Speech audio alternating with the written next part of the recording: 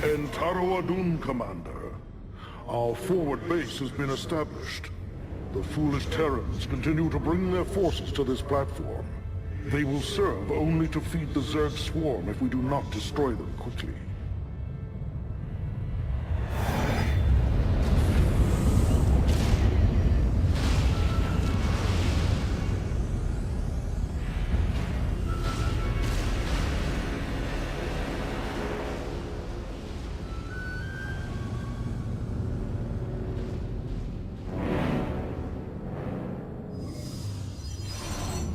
Ladies and gentlemen, we're now going to show you a demo of StarCraft 2. Before we begin today, I'd like to remind everybody this is a demo. This is still work in progress. We've got a lot of balance work ahead of us. Nothing you're going to see here today is final. We're going to begin today with these Protoss Zealots. This is a classic unit from the original StarCraft. You can see they're still armed with their powerful side blades, and they're still protected by a very tough personal body shield. By your will, Cassade Templare. In StarCraft 2, the Zealots also have a special charge ability. This allows the Zealot to close quickly with his enemies. We stand as one. The Zealot's charge makes him extremely dangerous against ranged defenders like these Marines.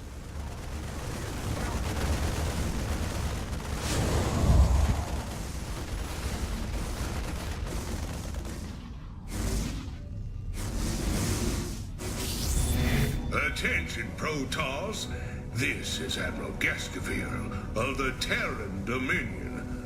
You will withdraw immediately, or be annihilated.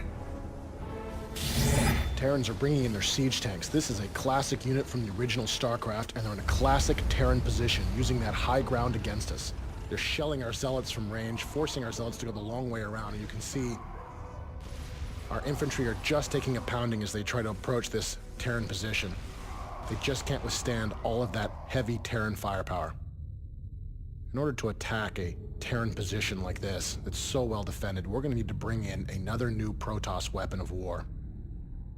After the destruction of Ire and the events of Brood War, the Protoss have been forced to adapt.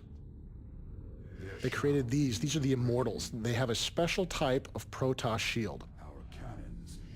It's a hardened shield that activates only when the Immortal is struck by a very powerful attack. You can see the hardened shields are activating now, and they're absorbing most of this Terran fire.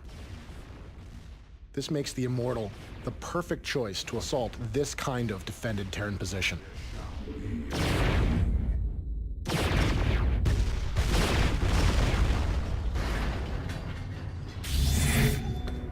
Reapers, move it! Slaughter 'em, boys!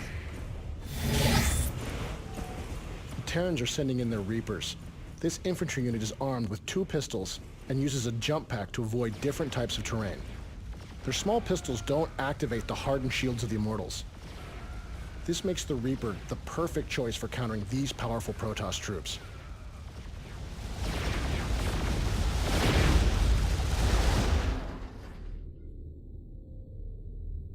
This kind of fast, bloody raid is something the Reapers really excel at. You can see how powerful they can really be hunting down slow-moving units on the field of battle.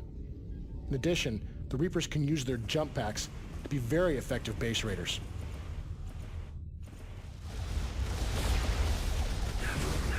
Once enemy forces are inside a Protoss base, one of the first things we'll often go for is our pylons. And with our pylon down, our photon cannons go offline, making us vulnerable to continued attack. Fortunately, we have some new weapons. The Protoss can use the phase prism to create a power field anywhere they wish. You can see with our photon cannons back online, these Reapers have no choice but to run for cover.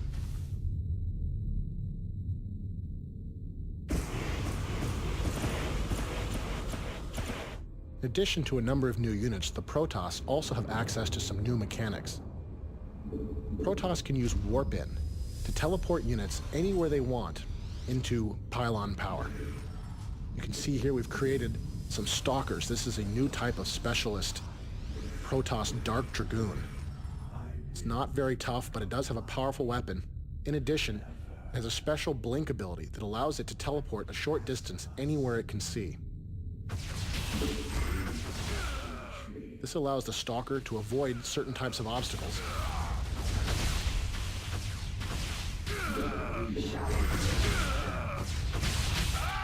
And it also makes the Stalker very potent at chasing down fleeing enemy forces.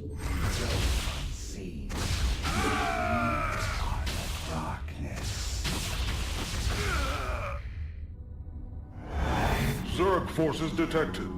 Multiple contacts closing in on our position.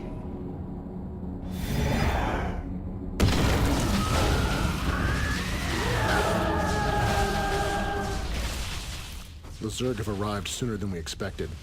You can see they're using their Nidus worms here to create a beachhead, sending Zerglings against us. You'll also notice that we're using our Stalkers here to blink away from these Zerglings. This is an example of how a skilled player can use the Stalker's blink ability to great advantage. Unfortunately, there's simply too many Zerglings for our Stalkers to survive. In order to deal with a Zerg infestation of this magnitude, we're going to need to bring in some additional reinforcements. Now, we've shown you how you can use the phase prisms to create a power field anywhere you wish, as well as warp in. These two mechanics can be used together to create a large army anywhere on the battlefield.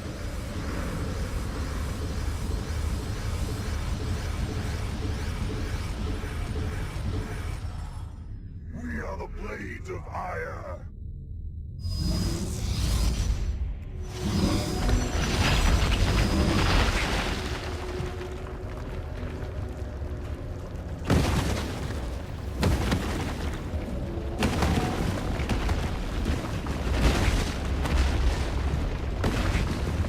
As you can see, StarCraft is still a game where large armies battle against large armies.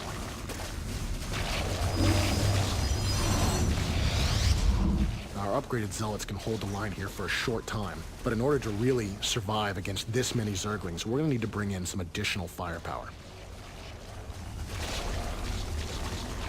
These are the Colossus. They're powerful robotic units that can use their long legs to step up and down cliffs. In addition, they have a powerful beam that sweeps backwards and forwards, able to do large amounts of damage to small, swarming units like these Zerglings.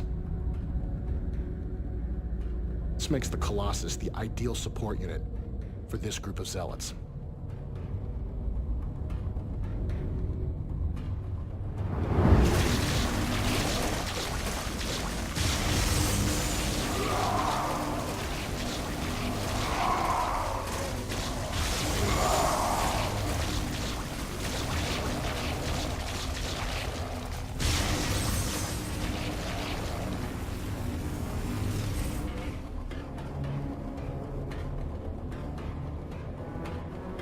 We are the Blades of Ire.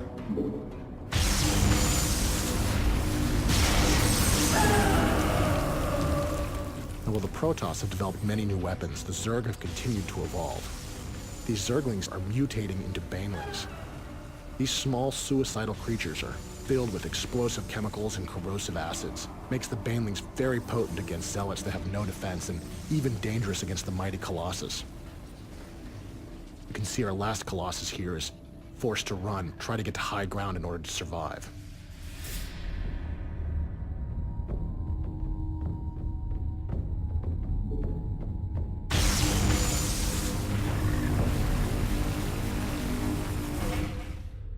The Colossus is using our new IK system to step up and down this cliff. It's just one example of the new types of technologies we're adding to StarCraft 2 to make the game more dynamic. Now, while the Colossus is very dangerous against ground targets, it's much more vulnerable to an air counterattack. This swarm of Mutalisks will quickly destroy our Colossus, and then continue on to attack our base. We'll need to bring in some Phoenix. This is a new Protoss air superiority fighter. It has a special overload ability that allows it to fire its weapon at all nearby enemy forces. Unfortunately, after it overloads, the Phoenix goes offline for a short time. It can't move, it can't fight, and it's helpless against a counterattack.